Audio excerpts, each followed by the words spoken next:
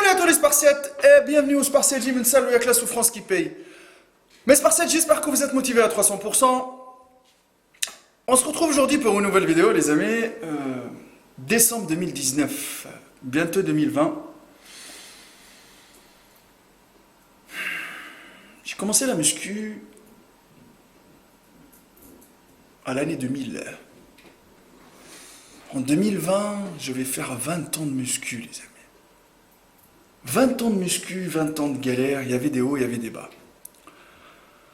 Moi, je veux vous partager une expérience réelle et mon ressenti après 20 ans et comment j'ai pu tenir pendant 20 ans dans ce milieu-là, parce qu'il y en a beaucoup d'entre vous, ils disent mais comment il a fait? Est-ce qu'il a arrêté des fois ou pas? Comment c'était? Parce qu'il y a des gens qui débutent et ils disent je pense pas, parce qu'il a testé pendant 6 mois la muscu, il dit je pense pas que je vais rester pendant 20 ans, ou pendant 5 ans, pendant 10 ans, parce qu'il veut des résultats rapides, vu les évolutions et ce qu'on vend sur internet actuellement. Moi je vais pas vous vendre ça du tout, moi je suis tout le contraire, Moi je fuck les vendeurs de rêve parce qu'ils m'ont pas aidé, moi, les vendeurs de rêve. Quand j'ai débuté la musculation, il n'y avait pas de YouTube, il n'y avait pas d'Instagram, il n'y avait pas de Facebook, il n'y avait rien du tout, il n'y avait pas d'e-book, il n'y avait pas de programme, il n'y avait personne pour m'aider. J'ai tout fait tout seul, j'ai fait beaucoup de conneries à mes débuts, voilà. Moi, personnellement, je pense que j'ai pas profité, comme certains, quand ils ont débuté la muscu, parce qu'en Europe, moi j'ai débuté la muscu en Tunisie, et par la suite, je me suis mis quand je suis venu en Europe chercher, voilà, j'étais en quête, j'avais faim, je voulais apprendre, je suis parti chez les Allemands apprendre. Mais la première année, quand j'ai débuté la muscu, j'ai fait beaucoup d'erreurs, j'ai fait n'importe quoi. J'ai fait par exemple, on va dire, une erreur, et j'ai fait que les bras et les pecs. Je vous regardais que ça, les épaules, je les ai pas taffées comme il faut. J'ai pas profité de ce pic que je peux avoir, de ce booster de noces là que je peux avoir là. Parce que c'est normal, hein, c'est le boost de ouf. Quand on débute, on était dans un état, on passe à un autre état, la testo elle est à bloc. J'ai fait beaucoup d'erreurs à mes débuts. Mais le temps juste de se retrouver, de trouver ce qui fonctionne sur nous, etc. Ça, c'est pas une perte de temps. C'est pas une perte de temps, c'est normal, c'est l'apprentissage. Moi, ce que j'ai plus que vous derrière la caméra, c'est juste que j'ai pris le temps d'apprendre. J'ai eu 20 ans et j'ai commencé très jeune. Ceux qui commencent très tard, il n'est jamais trop tard pour changer. Donc arrêtez de chercher des excuses. Les excuses ne font pas de muscle, ne brûlent pas la graisse. Quand je vois l'évolution de mon physique, quand j'ai débuté, moi je vais essayer de vous trouver des photos parce que c'est très compliqué. Hein. J'avais même pas de téléphone, hein. C'est quelques photos que j'ai trouvées. Voilà, j'étais au collège, au lycée. C'était très compliqué. Très compliqué, pourquoi? Parce que déjà j'étais grande de taille. Ma croissance, elle est pas, à 14 ans, elle n'est pas terminée. J'étais dans les 1m79, 1m80. Là, je fais 1m90. Mes deux grands frères, ils sont plus grands que moi. Après, moi, je suis bien. Après, les gens qui disent, ouais, la musculation, elle va te limiter la croissance, etc. Franchement, la preuve, je suis là. Je continue à pousser. Bon, j'aurais pu peut-être gagner encore plus de centimètres. Mais ça va, pour le moment. Voilà, vous savez très bien, les lents d'insertion, être grand, c'est bien. Mais c'est pas tout le temps avantageux, surtout en muscu. Mais du moment où on arrive à remplir, on prend plus de volume, plus d'espace, voilà, hein, plus de place dans l'espace, mais du moment il faut travailler très dur pour pouvoir avoir un corps symétrique, d'accord? Donc 1m79, je faisais 49 kg, 50 kg quand j'ai débuté la muscu, et genre mes 2-3 premières années, j'ai pas pris non plus 10-15 kg, hein, les gars, hein. Ça veut dire que l'année où j'ai eu un pic de ouf, c'est l'année où je suis arrivé en Allemagne, et où j'ai commencé à taffer avec les pros, et ils m'ont expliqué comment faire de A à Z. Et le temps juste de me retrouver dans les aliments, de me retrouver comment organiser mes régimes alimentaires, de copier, de regarder les détails, de prendre ce qui marche sur moi, ce qui marche pas sur moi. Je mange pas comme ils mangent eux, pas les mêmes quantités, je mange par rapport à mon poids du corps, etc. Ils m'ont appris beaucoup de choses. Au niveau de l'entraînement, fallait pas pousser comme un barbare, il fallait s'échauffer, il fallait apprendre petit à petit comment couper son corps sur des groupes musculaires. Petit à petit, la première année, je crois qu'en 1 an et demi, je crois que j'avais pris 7-8 kilos. Ça veut dire que les 2 premières années, on dirait que c'était juste une congestion. C'est juste la congestion que tu as et après ça dégonfle. D'accord? Donc j'ai pris peut-être allez, 3-4 kilos peut-être les premières années, j'ai pas trop bougé. Et après, voilà, vous savez, très jeune, la testo à bloc, tu penses énormément, tu cherches énormément, tu es trop pensif, donc tu brûles beaucoup. Mais il y en a beaucoup dans ce même cas-là, je pense, hein, si on regarde la vidéo. Mais le temps de me retrouver, parce que là-bas, j'avais pas les informations qu'il faut, on m'a pas appris comment faire les choses. Ouais, ici en France, vous avez, il y a des sources, sûres, mais il y a des sources franchement, qui disent beaucoup de conneries, qui peuvent causer votre perte, vous faire beaucoup de blessures. Rien que là, dernièrement, je parlais avec un abonné qui s'appelle Ludo, je lui fais une dédicace. Je sais qu'il regarde mes vidéos. Il est parti avec un coach à Paris et il l'a fait pousser comme un barbare. Il n'a pas regardé, il n'a pas bien travaillé son niveau, il n'a pas personnalisé le programme suivant ses points forts, ses points faibles, etc. Pour lui, c'était pousser comme un bourrin, pas pousser intelligemment, quoi. Donc il a fait lever des charges qu'il ne pouvait pas pousser. L'intensité elle était très dure, c'était pas progressif et du coup il s'est retrouvé avec une hernie discale. Voilà, il s'est dégoûté maintenant, il se recherche, il cherche à se retrouver, machin. Ouais, c'est compliqué les amis, si on est dégoûté une fois, si on est blessé, c'est compliqué, on a peur de revenir à la salle, de se reblesser, etc. Il faut faire attention. Mais c'est pour ça, moi, je vous ai dit, je vous ai parlé un peu de ma première période. Cette première période, franchement, les gars, profitez. Quand vous allez vous mettre à la muscu, essayez, franchement, de vous mettre à bloc. Essayez de devenir assidu, mais pas que la première période. Parce que le plus dur en musculation, c'est pas d'avoir les résultats, c'est de les entretenir sur du long terme. Bien sûr, les amis, pour nous, les galériens naturels, on va pas évoluer, par exemple, tous les mois. On va pas évoluer, par exemple, tous les ans. On fait des bilans sur un an et on regarde. Moi, personnellement, en 2020, je vais commencer déjà par entretenir les gains que j'ai eus en 2019. Ça, c'est le plus important. J'ai pas envie de les perdre. D'accord? J'ai pas envie de les perdre, les gains.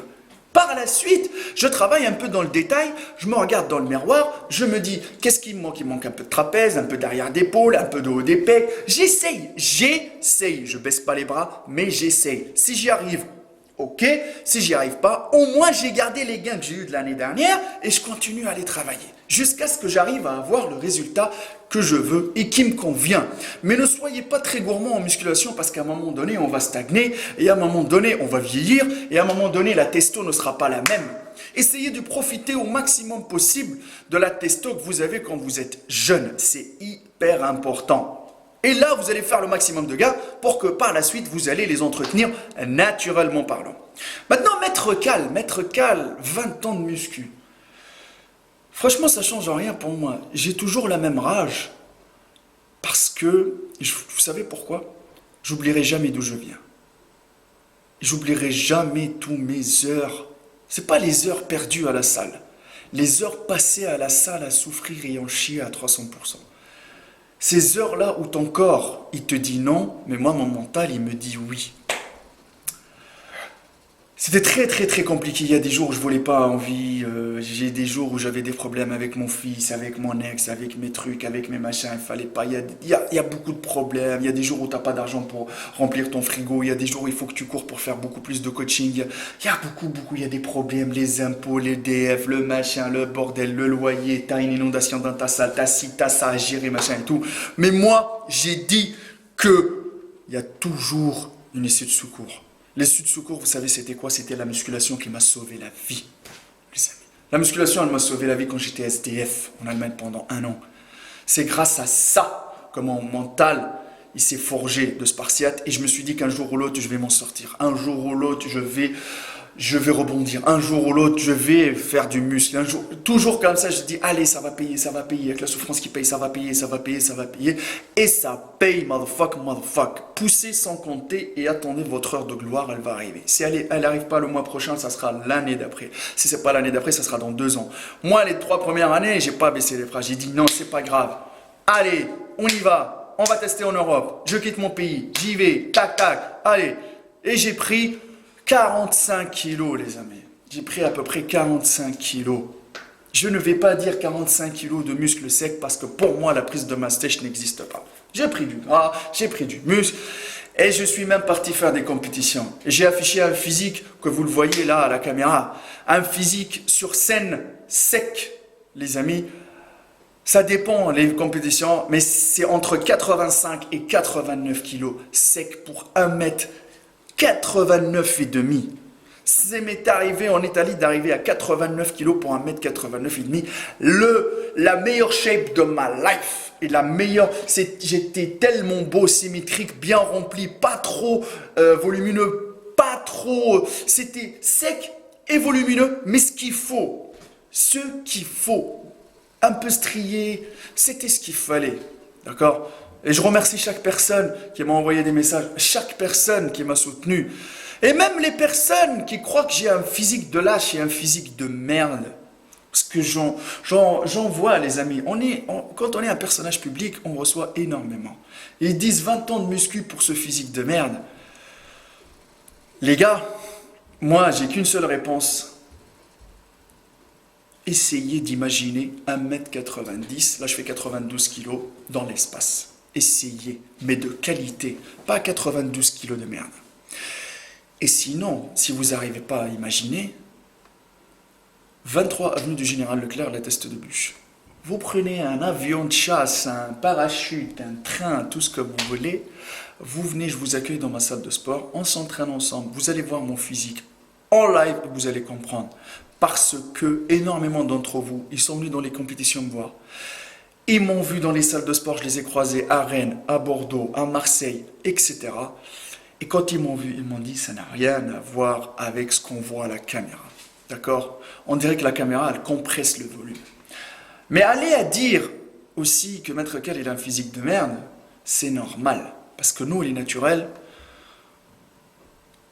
comment vous dire ça? On paraîtra toujours inférieur, d'accord, à ce qu'on vous vend sur Internet pour vous vendre du rêve. Par rapport à ce que vous voyez sur Internet et les évolutions que vous voyez sur Internet, vous pensez que tout est possible. Par rapport au niveau extraterrestre des athlètes, mais on va laisser les athlètes de leur côté parce qu'au moins ils sont pros, c'est leur métier, ils risquent leur vie, etc. pour ça.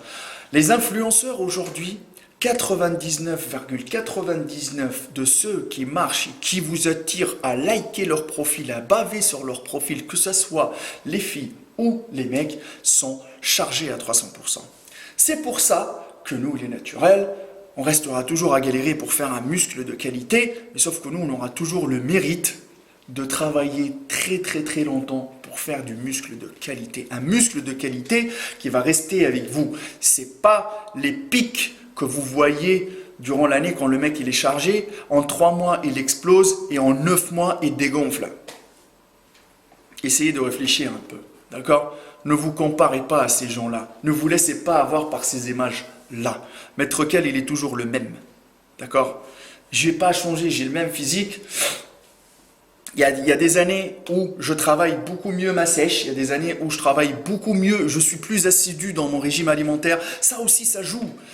Cette année-là, 2019, j'étais très assidu parce que j'avais fait 4 compètes, j'étais très assidu dans le régime alimentaire à bloc. 365 jours, les amis, je crois qu'il y avait minimum, il y avait peut-être, allez, 15-20 jours dans les 365 jours où je me suis fait plaisir, mais dispatché dans l'année. J'ai fait quelques rebonds, quoi. Vous voyez pourquoi le physique il a bien réagi. Et pendant mes sèches, les premières sèches n'ont pas bien fonctionné quand j'ai fait les compètes en Bulgarie, en Slovaquie. Et quand je suis parti à Paris, etc., ça a mieux fonctionné. Parce que, les amis, j'ai pris le temps d'apprendre comment mon métabolisme il fonctionne sans le brusquer. Maintenant, je sais qu'est-ce qu'il faut faire. Mais ça, parce qu'il y a aussi les 20 ans de musculation derrière. On n'est pas magicien. On n'a pas de talent.